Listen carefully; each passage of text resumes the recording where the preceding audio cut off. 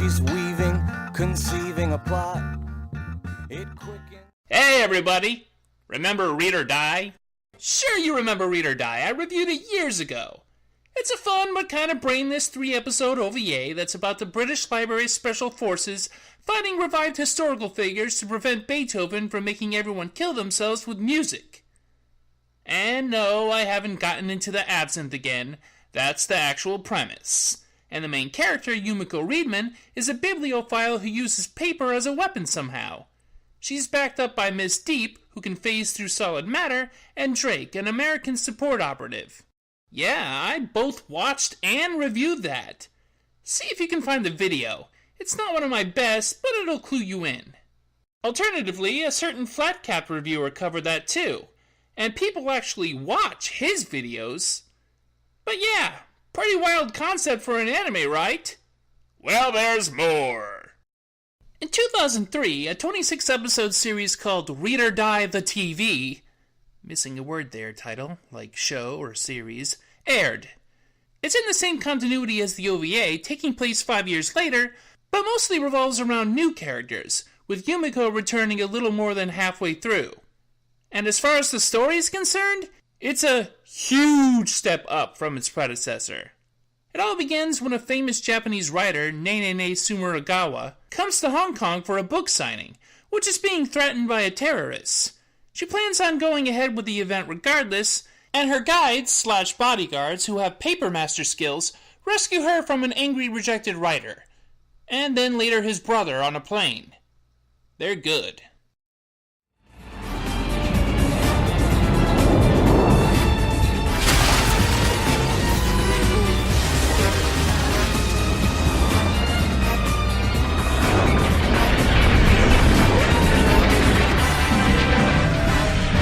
Her 3 rescuers are known as the Paper Sisters, Michelle, Maggie, and Anita, who work as private detectives and freelance mercenaries for a company called Dokusensha.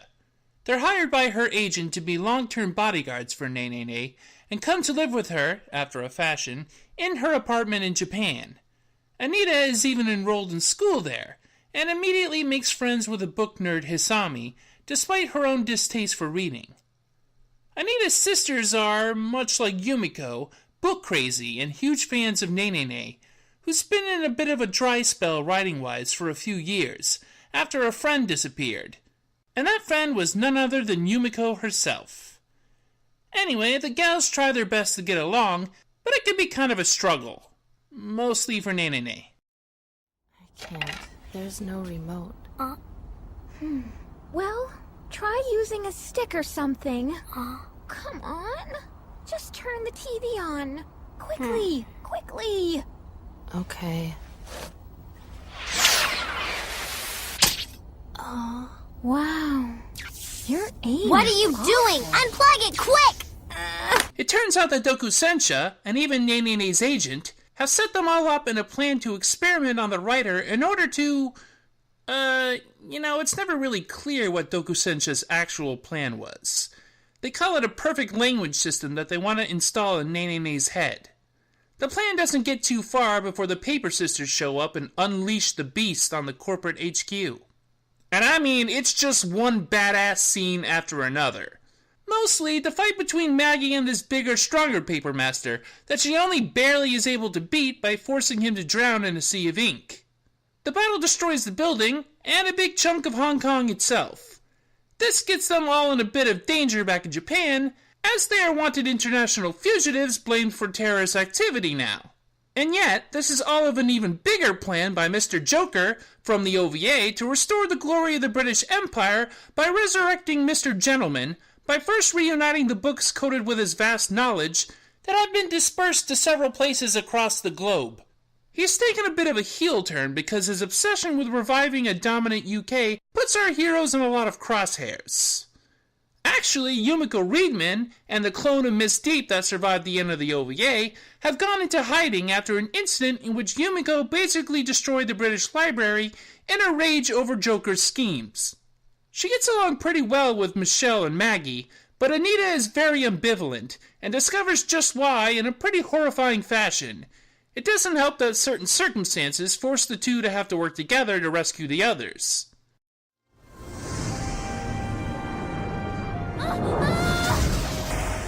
Please calm down. I can't. Anita.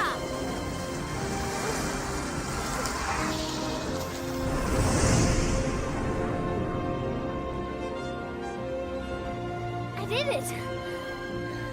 Then, of course, we have Junior, who has Miss Steve's phasing ability and turns out to be her genetically modified son.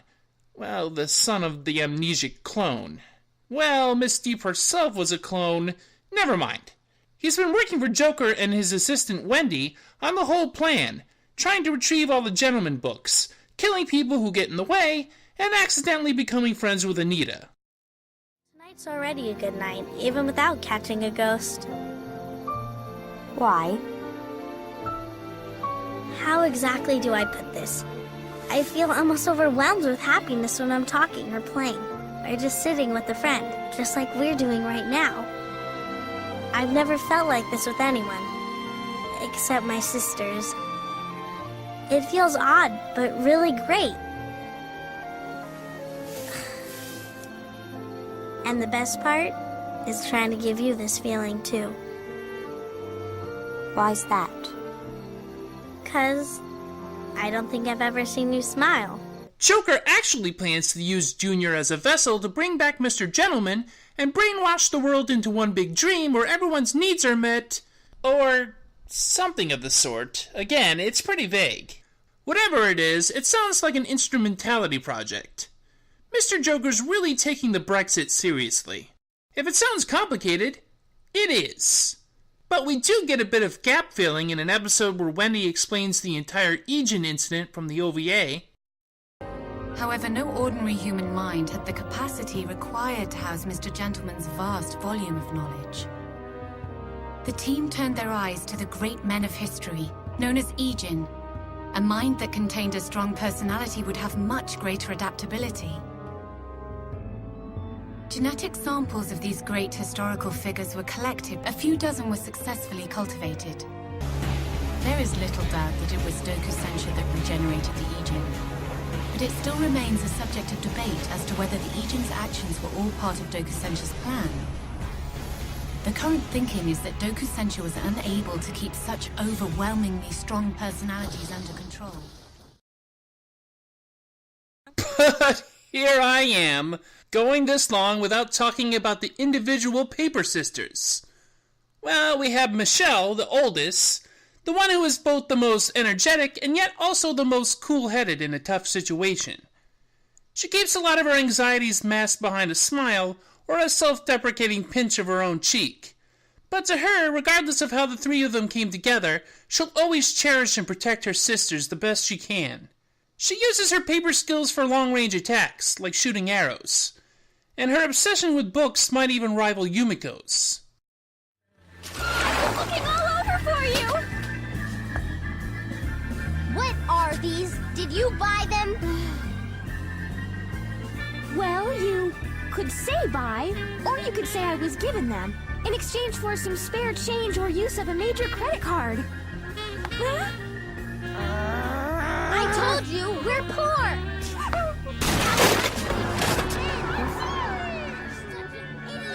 Maggie is the quiet, withdrawn one. Very sensitive, but not cold. She uses her paper skills to create powerful animal familiars. She loves to read in tight, cramped spaces, and her awkwardness makes her my favorite of the sisters, even if she doesn't get a whole lot of character development throughout. Maybe I just identify with her. And she can make humongous paper constructs.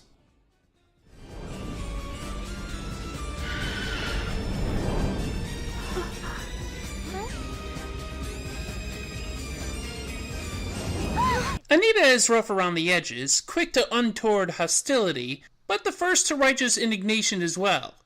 She's very acrobatic and has an extremely versatile style of combat, starting out very aggressive and straightforward, but learning a bit over time. Despite her bouts of brattiness, she might be the most mature and insightful of the sisters. She's one of the keys to changing Junior's mind about his loyalties. The plot plainly frames her as the most important of the three, much of the show being from her perspective.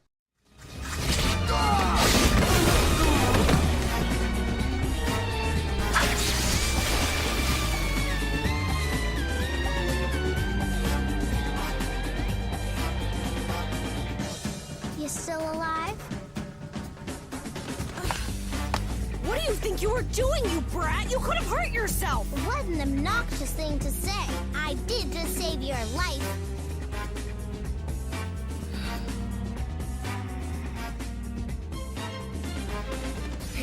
At some point, the show becomes a contest to see who can be the most chewed up by the events unfolding.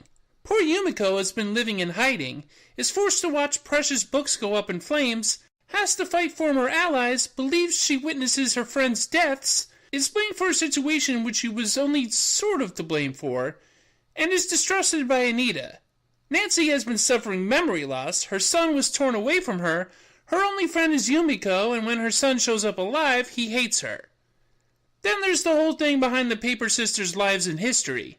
Still, this never comes off as tragedy porn, it's just some bad shit that's gone down that they need to work out amongst each other. I'm pretty upset that Mr. Joker and Wendy ended up being such heartless pricks. Wendy especially pissed me off throughout the show with her viciousness towards Yumiko and the pleasure she takes in screwing with people. I kept yelling at the screen for somebody to finish one or both of them off. They got off too easy at the end. Well, maybe not Mr. Joker. Okay, before I spoil the whole show, I'll step back and talk about it more broadly.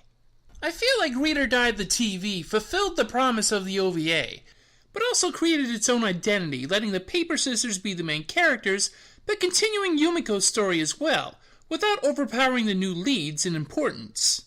It definitely weaves both threads together to form a natural continuation of the OVA. Oftentimes, there can be missteps between shows whose sequels are OVAs, or OVAs whose sequels are TV series, and it can be tricky to give the previously well-liked lead a back seat in a way that doesn't seem like a betrayal or a cop-out. I only wish we had gotten backstory into how Yumiko came into her own Paper Master abilities. Not because I needed to know to appreciate this, but I was just curious as to whether or not they're common amongst secret operatives. It also would have been neat to see all 4 Paper Masters create some giant construct. Hey, is it too late to do a sequel to this show? The OVA, while entertaining, was pretty messy and unfocused, and it clearly prioritized the novelty of the premise over the development of its world. And I suppose for a 3-part OVA, that's about what you'd expect. But the TV series, while nothing revolutionary, has a depth and breadth that makes its world feel lived in and its dramatics weightier. There's definitely a simplicity to most of it, but it isn't just fluff. True, it doesn't try to be groundbreaking, but it doesn't aspire to it. Neither did the OVA. It would have been fun regardless. But it didn't rest on its laurels and settle for just being fun, which it is almost all the time. It had some genuine emotional dimension on top of it.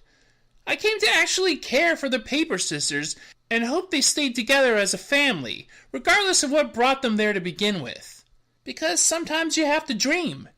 Not for a convenient fiction that rewrites your reality to make you feel safer, but as a resolve to create the thing you know transcends mere appearances. What Mr. Joker wanted was base nostalgia, for the sake of controlling others. What the sisters want is to make the thing they thought they were into the thing that they really are. And it's because they belong together that they're able to. As they say in the show, the world was made for people to find each other. Today is the day. We were born as sisters.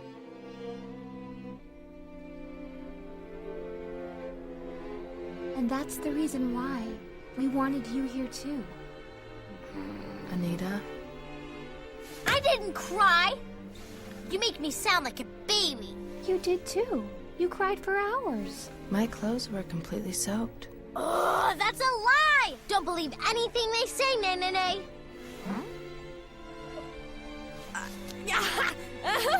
What kind of weird laugh is that?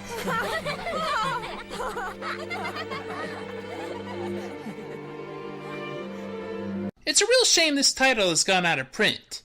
I hope that somebody eventually rescues the license. The OVA, too. Anyway, next time we get the start of a new theme month, 80s month. It'll be bitchin'. Until then, see ya! It can sometimes be very difficult to write. In the end, though, the reason why I've never stopped, I've never given up, is that it's all I really know how to do. I know this is the only thing that allows me to face the world around me. For the past few years, I've hid myself away from the world. But now, so that I may face it again, I've begun writing my new novel.